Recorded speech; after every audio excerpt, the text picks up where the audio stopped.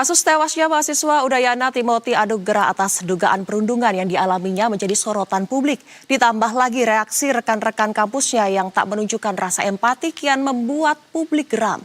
Kita akan bahas lebih lanjut terkait hal ini bersama dengan psikolog Felicitas Kaban. Selamat sore, Mbak Feli. Terima kasih telah bergabung bersama kami, Mbak Feli. Ini bagaimana Anda melihat kasus tewasnya mahasiswa Universitas Udayana ini? Masih ramai diperbincangkan di sosial media dan publik sebenarnya ingin tahu apakah ini karena perundungan? Iya, untuk berita yang beredar memang terpantau karena perundungan, baik itu sebelum meninggal dunia dan sesudah meninggal dunia ya Kak. Jadi ini yang harus kita perhatikan seksama bahwa ternyata perundungan itu bukan terjadi hanya di anak usia di bawah umur Kak, tetapi ternyata sudah masuk di usia dewasa atau sedang menempuh pendidikan kuliah, begitu Kak. Jadi kalau kita lihat perbincangan di sosial media, ada salah satu forum di kampus yang membicarakan salah satu mahasiswa ini, bahkan setelah beliau tidak ada. Bagaimana Mbak Feli melihat mentalitas seorang remaja khususnya mahasiswa-mahasiswa di kampus ya? Iya, betul sekali. Kalau kita membaca dari berita yang beredar itu sampai chatnya ter-screenshot begitu ya Kak, bahwa mereka sepertinya menganggap ini enteng sekali begitu, padahal ada rekannya yang sudah kehilangan nyawa. Ini cukup prihatin sekali bahwa mereka tidak merasa kehilangan atau mereka tidak merasa berharga terhadap hilangnya satu nyawa rekan, atau bahkan ini bisa dibilang anak dari orang lain juga. Tadi seperti video sebelumnya bahwa ada orang tua yang akan menuntut keadilan terhadap apa yang diperlakukan kepada anaknya, gitu Kak. Mbak Feli, kita tidak bisa meremehkan orang yang mengalami mentalitas ya. Kita tidak bisa tahu kondisi seseorang seperti apa. Tapi seberapa parah Mbak Feli melihat kasus ini sehingga menimbulkan dugaan bunuh diri? Iya, kalau untuk dugaan bunuh diri terhadap kasus bullying sudah marak. Kita sering lihat di media sosial atau di berita bahwa ada anak yang dibully di sekolahnya akhirnya gantung diri, ada anak yang dibully di sekolahnya akhirnya sampai sakit dan meninggal dunia. Nah ini yang tadi saya bilang Kak Dinda, bahwa ternyata kasus bullying dampaknya itu ternyata di semua lini usia Kak Dinda. Kalau kita bilang anak-anak memang rentan terhadap bully, ternyata sampai kita kuliah pun ternyata juga rentan terhadap dampaknya bullying. Mbak Feli, seharusnya bagaimana kita bisa self-defense jika mengalami hal serupa? Karena kami yakin kasus ini tidak terjadi di salah satu kampus saja, namun juga ada beberapa kampus lain di Indonesia. Betul, Kak. Ini pertanyaan menarik sekali. Mau sampai batas mana kita harus membentengi anak kita dari bullying, begitu? Apakah kita sebagai orang tua harus selalu memantau walaupun anaknya sudah kuliah, sudah bekerja, atau karena anaknya masih di bawah umur kita wajib memantau? Ternyata kita juga pernah lihat kasus besar bahwa fakultas-fakultas favorit terjadi juga bullying antar kakak tingkat dan mahasiswa baru, begitu ya Kak Dinda. Jadi faktor bullying adalah karena lingkungan yang mengizinkan, lingkungan yang membiasakan pola seperti itu, bahwa lingkungan mengatakan ini hanya bercanda, jangan terlalu baper, nggak asik. Nah karena merasa tidak diterima oleh lingkungannya, mungkin ada beberapa anak yang ya sudahlah diterima untuk dibully saja, begitu Kak Dinda. Self-defense seperti apa yang harus dilakukan, terutama ketika kita mendapatkan hinaan, Mbak Feli? Karena hinaan ini banyak ya, dari segi fisik, bisa orang tua, background pendidikan, dan masih banyak faktor lainnya. Betul, self-defense yang pertama adalah percaya diri, Kak. Kita percaya bahwa sebenarnya bully yang dilakukan oleh teman-teman sekolah, setongkrongan, itu terjadi bukan karena sepenuhnya saya layak dibully, tapi karena mereka yang memang mentalnya hanya bisa membuli, begitu. Kadangkala saya mengutarakan kepada anak-anak remaja lainnya, kalau ada teman yang membuli, berarti kemampuan mereka hanya membuli saja. Mereka tidak bisa diadu dari akademis, dari fisik, dari hobi. Nah, itu mindset itulah yang harus ditanamkan bahwa bully itu bukan karena korbannya yang salah, tetapi karena pelaku bully yang tidak bisa memperlakukan dirinya dengan baik, begitu Kak Dinda. Jadi self defense yang pertama kali adalah mindset anak-anak terhadap bully. Ya, kalau kita tahu ini pelakunya cukup banyak nih Mbak Feli di sosial media, bahkan mereka membuat permintaan Betul. maaf di sosial media pribadi dan mempostingnya dalam bentuk video. Ketika mereka di posisi menjadi pembuli, Ya, mentalitas seperti apa? Apalagi secara grup ya, bukan individu. betul Kak. Ini yang kita harus cari tahu dulu, mereka permintaannya maaf karena viral, Mm-mm. karena memang merasa bersalah, atau karena hanya menuntut supaya lulus, tidak dapat bulian lagi dari orang yang lain, Ya. gitu. Ternyata orang tukang bully juga takut dibully nih, Kak Dinda. Ya, di sosial media bahkan ada beberapa komentar bahwa permintaan maaf itu sengaja dibuat karena mereka mendapatkan hukuman juga dari pihak kampus. Mbak Feli melihatnya seperti apa? Ya, ya, kalau hukuman dari pihak kampus misalnya nilainya gagal, mereka mungkin bisa mengulang lagi, begitu ya.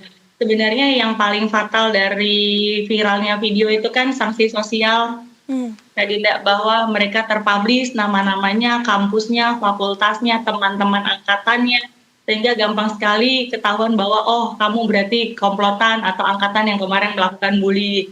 Dampak seperti itu yang mereka hindari di kalangan-kalangan sekolah karena teman itu sangat berpengaruh besar opininya terhadap penerimaan di lingkungan sekitar, Kak Dinda. Mbak Feli, pengawasan ini sangatlah penting ya, terutama bagi orang tua sebenarnya tidak bisa mengawasi di lingkup kampus. Lalu bagaimana pengawasan yang harus dilakukan dari pihak universitas sendiri? Ya, sebenarnya agak kontradiktif nih Kak, kalau kita bilang pengawasan di kampus, karena kampus itu merasa bahwa yang masuk ini sudah dewasa-dewasa, Kak Dinda. Bahwa mereka bisa mempertanggungjawabkan perilakunya. Seperti misalnya ada forum mahasiswa baru, ada mereka juga punya ketua koordinator, punya dosen pembimbing, walaupun dosen angkatan. Nah itu sepertinya yang harus dilakukan personal touch antar mahasiswa kepada pembimbing angkatannya, Kak Dinda.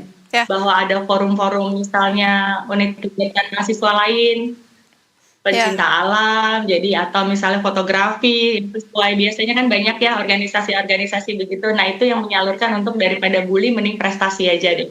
Ya, tapi Mbak Feli ini yang cukup disayangkan juga, padahal kita beranggapan bahwa mahasiswa ini sudah dewasa gitu ya ketika memasuki suatu kampus. Namun justru pelaku ini juga salah satu anggota BEM yang justru memiliki pengaruh besar di kampus. Bagaimana Mbak Feli melihat hal tersebut? Iya, untuk menjadi anggota BEM sepertinya persyaratannya akademik ya, Kak Dinda, bahwa minimal IPK berapa begitu ya. Jadi akademik ini dianggap mampu untuk menjadi leader di organisasinya, tapi ternyata kita ada lalai terhadap attitude atau karakter, bahwa ternyata IQ tinggi, IPK tinggi itu tidak bisa menjamin bahwa karakternya atau attitude sehari-harinya juga bisa dicontoh oleh angkatannya. Ini sepertinya sudah menjadi habit ya Kak Dinda, kalau sudah ada di grup WhatsApp yang satu mengutarakan yang lain menimpali, itu kan berarti lingkungannya sudah seperti itu Kak Dinda. Ya. Karena kalau cuma satu orang saja yang melakukan hal di luar etiket, masyarakat mungkin yang lainnya tidak akan berespon yang sama. Tapi ini kalau kita lihat dari contoh yang beredar di media massa, bahasa-bahasa di grupnya itu kan saling mendukung, Kak Dinda, tidak ada yang melarang atau tidak ada yang mengatakan jangan begitu gitu ya. Nah ini berarti kan sudah maklum atau sudah biasa memang perkataan di dalam grup itu seperti itu. Iya Mbak Feli, kalau kita melihat chat di grup tersebut cukup ngeri ya, melihat komentar dari teman-temannya, mungkin bisa dibilang itu seniornya, bahkan kita tidak tahu nanti perlakuan aslinya seperti apa kalau di chat aja seperti itu. Tapi korban ini kebanyakan justru takut jika mengalami perundungan dan hal-hal serupa. Harus seperti apa jika kita mengalami hal seperti itu Mbak Feli? Ya, karena biasanya yang berani melakukan bullying ini rame-rame, Kak Dinda. Tidak pernah ada yang berani one on one di depan untuk membuli begitu. Mereka pasti mencari kelompoknya, mencari yang satu frekuensi, mencari yang satu pendapat bahwa perlakuan bully itu dianggap menormalisasi kata-kata yang arahnya ke bully. Rekan-rekan, adik-adik yang merasa menjadi korban bully, satu-satunya yang bisa membela kita adalah diri sendiri, ketahanan mental kita, kepercayaan diri kita, pola pikir terhadap kemampuan kita. untuk mencari rekan-rekan lain yang sama-sama mendukung gitu. Kalau bahasa sekarangnya support system nih, Kak Dinda. Ya, memang perlu sekali ya support system. Tapi sering terjadi juga nih Mbak Feli, di lingkungan sekolah maupun kampus, justru orang-orang di sekitar atau saksi yang melihat itu justru diam saja. Bagaimana menimbulkan empati terhadap korban bullying atau perundungan di area kampus ataupun sekolah? Kalau kita bilang empati itu tidak bisa instan, Kak Dinda, bahwa tiba-tiba di SMA mereka dilatih untuk punya empati tinggi begitu. Empati itu bisa kita latih pelan-pelan dari masa SD, TK, SMP berlanjut sampai SMA, bahwa ada orang yang tidak pernah melakukan bully ada, bahwa ada siswa-siswa yang minim terpapar bully ada. Berarti kan lingkungan sangat mempengaruhi, Kak Dinda. Jadi bagaimana cara kita memilih lingkungan, bagaimana cara kita memilih untuk berespon di lingkungan, itu sangat mempengaruhi nantinya kita akan menormalisasi bullying atau tidak. Artinya support system ini bisa kita dapatkan dari berbagai lini, tinggal bagaimana kita bisa memilih pergaulan yang tepat begitu ya. Salah satu support system yang paling kuat juga dari pihak keluarga. Mbak Feli, bagaimana melihat peran keluarga untuk membantu para korban atau teman-teman yang mengalami hal serupa? Ya, kalau kita bilang bahwa rumah pertama adalah keluarga gitu, tapi ada juga rumah lainnya sekolah, rumah lainnya adalah tempat ibadah. Nah, rumah berikutnya adalah masyarakat sekitar. Ini yang harus kita anggap bahwa sangat mempengaruhi tentang bullying. Di rumah mungkin dia tidak pernah mendengar kata-kata kasar, tapi di sekolah dia mendapatkan kata kasar. Di rumah tidak, di sekolah tidak, ternyata di lingkungannya, Kak Dinda. Jadi ini banyak sekali faktor yang membuat anak-anak bisa mendengar hal-hal yang dibully. Contoh, kalau masa-masa dahulu itu kita memanggil nama orang bully-bully seru katanya. Dengan memanggil nama orang, kita gantikan dengan nama orang tuanya. Ya, saya juga mengalami tuh fase-fase Tapi seperti karena itu Mbak anak-anak Feli. pada saat itu merasa, betul, tapi karena pada masa itu orang-orang merasa itu bercanda tanpa ada unsur bully, ya saling membalas setelah itu selesai. Iya, terakhir Mbak Feli, anak apa yang ingin kan, disampaikan kepada betul. publik menanggapi kasus ini agar tidak terjadi kasus serupa?